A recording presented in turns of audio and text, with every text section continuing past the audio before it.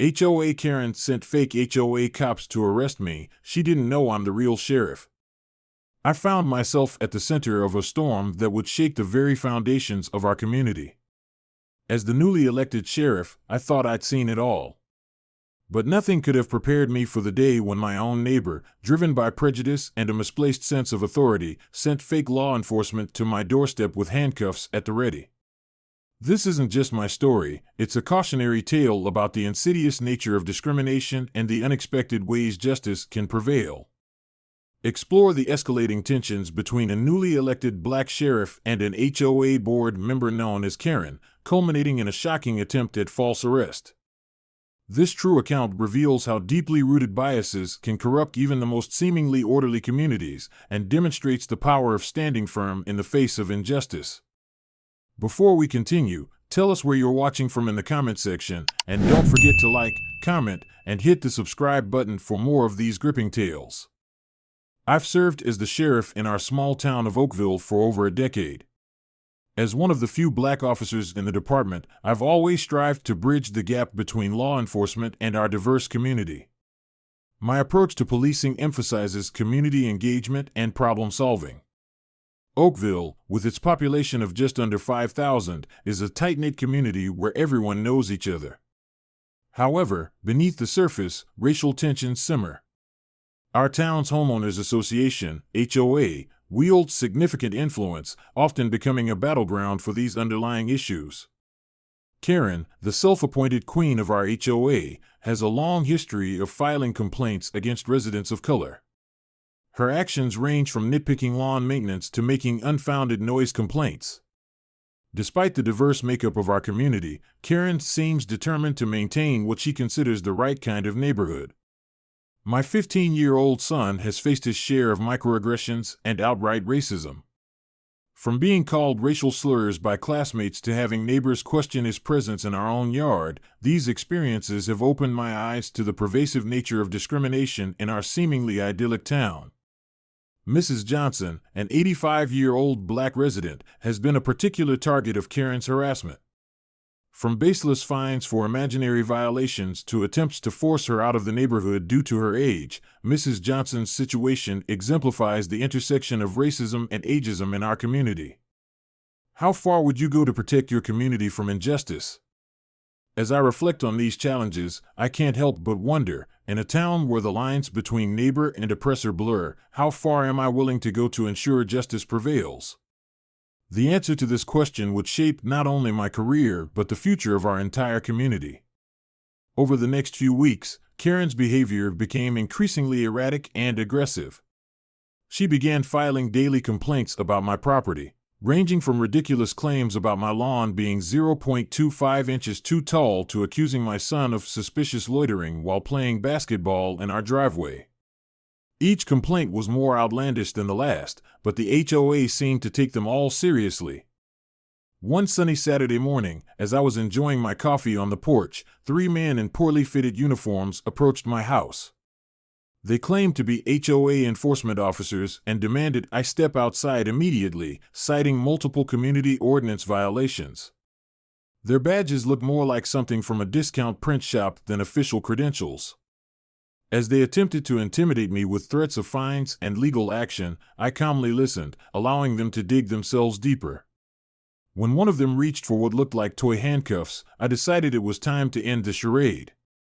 "Gentlemen," I said, straightening my posture, "I think there's been a misunderstanding. I'm Sheriff Frank Reynolds, and you're about to be arrested for impersonating law enforcement officers." The color drained from their faces as I radioed for backup. Within minutes, my deputies arrived, and we began unraveling Karen's elaborate scheme. We discovered a ledger in their vehicle detailing thousands of dollars in fraudulent fines collected from unsuspecting neighbors. It became clear that this wasn't just Karen's vendetta against me, it was a full-scale operation targeting vulnerable residents throughout our community. What would you do if faced with such blatant abuse of power? As I watched the fake officers being led away in real handcuffs, I couldn't help but wonder how many others had fallen victim to this scheme. And more importantly, how far would you go to stand up against such a flagrant abuse of authority in your own neighborhood? The aftermath of Karen's scheme was swift and severe. She was charged with multiple felonies, including fraud, extortion, and impersonation of law enforcement. The fake officers were also arrested and faced similar charges. As the investigation deepened, it was revealed that Karen had been embezzling HOA funds for years, using the money to finance her lavish lifestyle. The neighborhood rallied around me and my family. Neighbors who had been victims of Karen's harassment came forward with their stories, strengthening the case against her. Local officials, shocked by the extent of the corruption, pledged to implement stricter oversight of HOAs in our area. In the wake of the scandal, our community underwent a complete overhaul of its HOA structure. 1. A new board was elected, with a focus on transparency and fairness. 2. We implemented strict financial controls to prevent future embezzlement. 3. A community review process was established for all major decisions.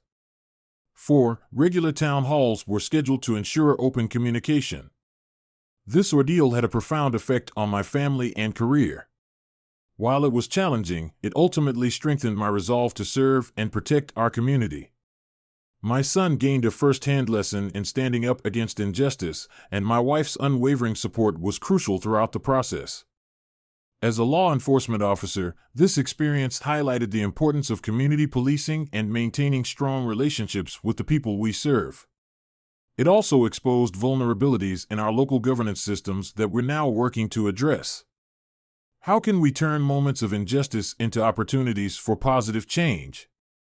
This incident serves as a powerful reminder that when faced with injustice, we have the power to effect real change. By standing together, exposing corruption, and working towards transparent and fair governance, we can transform our communities for the better. As we conclude this incredible journey, I want to challenge each of you watching to take action in your own communities. 1. Speak up. If you witness discrimination or unfair treatment, don't stay silent. Your voice matters. 2. Get involved, attend local meetings, join community boards, or volunteer. Be an active participant in shaping your neighborhood's future. 3. Educate yourself and others. Learn about your rights as a homeowner or tenant. Share this knowledge with your neighbors. 4. Build bridges. Organize community events that bring diverse groups together. Understanding often starts with simple conversations. 5. Support reform. Advocate for fair housing policies and HOA regulations in your area.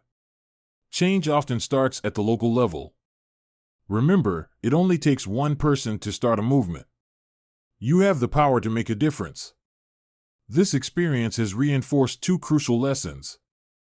1. The importance of knowing your rights. Understanding the law and your rights as a citizen is your first line of defense against injustice.